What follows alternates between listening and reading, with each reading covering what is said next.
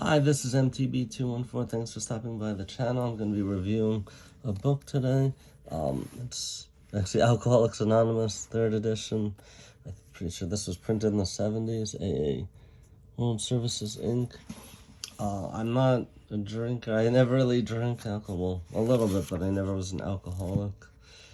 And it's been 10 years since I had to drink alcohol. But I found this book. Someone had passed away, and it was like on Facebook from their family. Getting rid of someone passed away and they have to empty out the house, and getting rid of like books and movies and all sort of things. So like I picked up maybe like 20 books. I donated some, I kept some. And I had a friend who was an alcoholic, so like he has passed on from that, sadly, and that was maybe like in 2018, I think. Yeah, I'm pretty sure. No, like 2020. It's all the years meld together. But I got this book to sort of see a new side, a different light than what I saw from how things were with him. So as you can see, a lot of people had this book and wrote their notes in it. They wrote notes on the book about what's in it. And like, there's a few phone numbers in here. This printing is 1976. Oh, no. 1985 is the 19th printing that this is from, but so many people wrote in this. And I just finished this the other day. But people like were really affected by this. And from reading this, well, like about my friend first, I could see that like I remember when he wasn't drinking, he was like a great guy. He could do anything. He was like very handy, very intelligent. He was a chef by profession. And he actually taught me, I know how to cook, but like he had taught me how to cook like a chef, like much more professionally. So I'm forever indebted to him for, but like when he was drinking, he was like a different person. And I didn't really realize at first, and then I sort of like, yeah, this is definitely a problem. I never like said he's an alcoholic though. I didn't really think of it that back then, but I knew that like alcoholism had messed up his life a lot. That like he lost his wife and kids, and it's like struggling to get by. And then I worked with him for some time in the restaurant industry, and that's why like I learned from him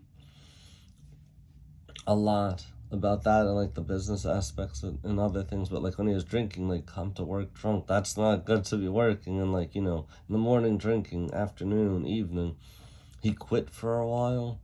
And when he quit, he actually had a seizure and was taken to the hospital because like his body was like so dependent on alcohol physically.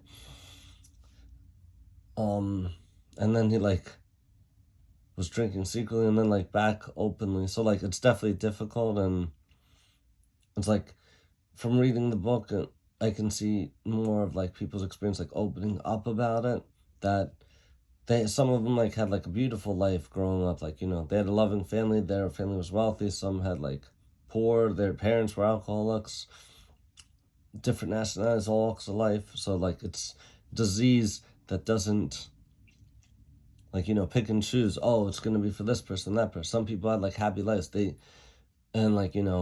Other people had lives like suffering. They were sort of poor, their parents were alcoholics, or there was abuse in the home. Some had beautiful lives.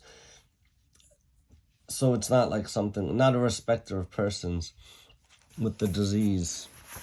But with going through the book, it shows different stories of people and their lives. Like, there's about some people that they're still working and they get high position in their job and then they lose it because of like, drinking and missing work and doing this and that, and fighting with their families. So they like, get divorced. Some people have like 3 divorces, and they know like, alcohol is controlling their life. Like, they like the feeling of it at first, but then it's like, one drink and then it opens the floodgates, can't stop. And then having blackouts at like, oh, like they don't even know how they got home. Like they were out drinking at night, and then they wake up the next day with a hangover, and they don't even know how they got home, if they drove home, if they walked, or they don't even know where they left their car the night before. And start drinking in the morning, sort of to calm their nerves from to help with the hangover. Drink more, to have a morning drink, and then switch between beer, then alcohol, the hard liquors like vodka and stuff. And they had some of these people were able to quit for months at a time, a year at a time. Some of them were in the military, and that sort of helped. Some of them were kicked out of the military, which is very shameful, and that's due to alcoholism.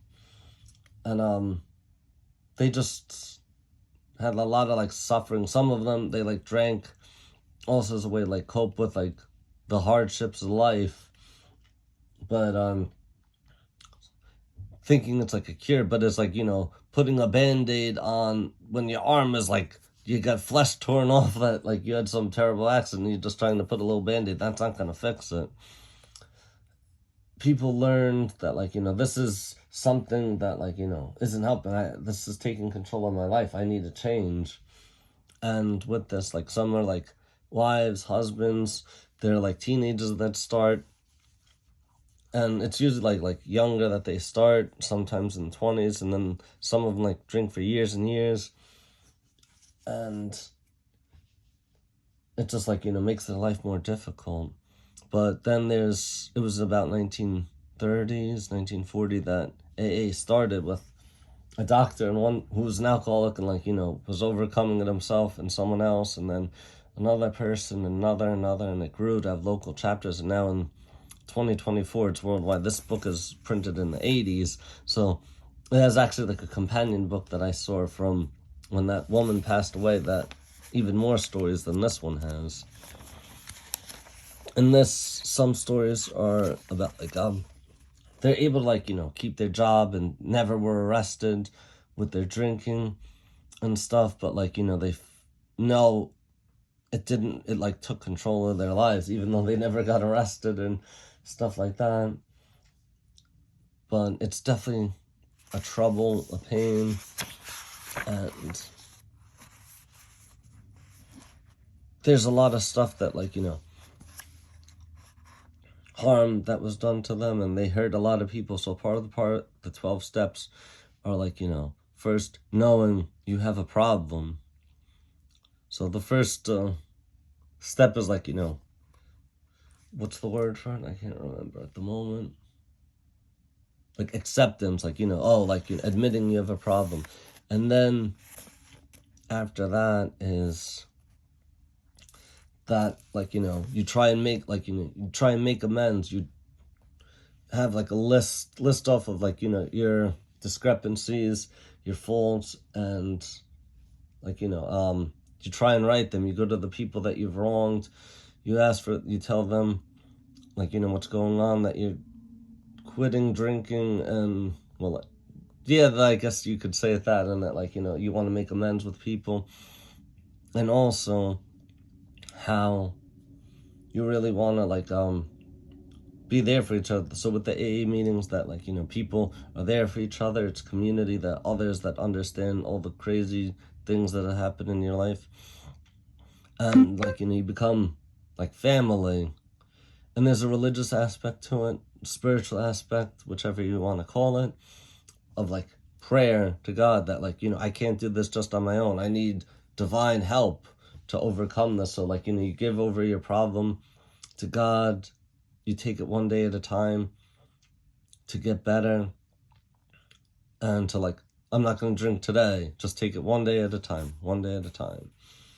And other than that, you have a partnership with other people in the AA program to be accountable to each other, as well as go out, sponsor other people, tell others about the program. Okay, there's this, and I went through this. And they even say about if somebody's gonna take them, that you even get them a drink so they could just survive for that moment, just to get by,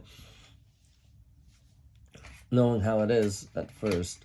But it's definitely like beautiful to have like community and like helping each other. That's what human is supposed to do, love and help each other in general, not just with this.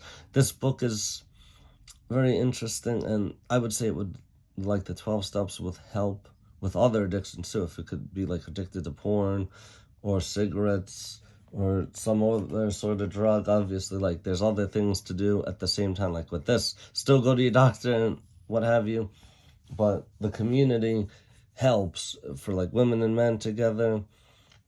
More like if it's a woman, you have a woman sponsoring like to help you out. If it's a man, another man to help.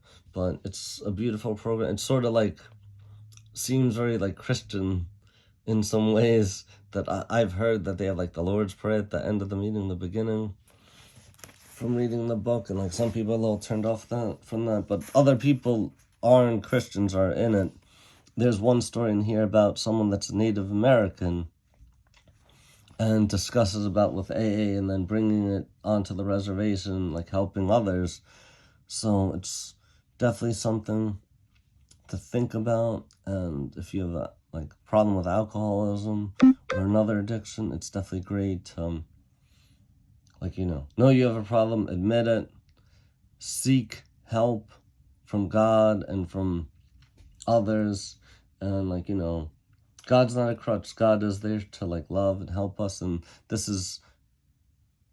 everyone has their own issues, and this is one way with like alcoholism. I would say this is good for other addictions as well, to help people to get through this.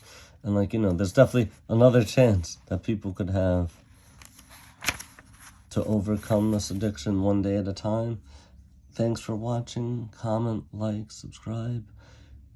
Check out my previous videos and subscribe so you can see the future ones too. Have a Merry Christmas, a Happy New Year, Happy Kwanzaa, Happy Hanukkah. Thanks. Take care.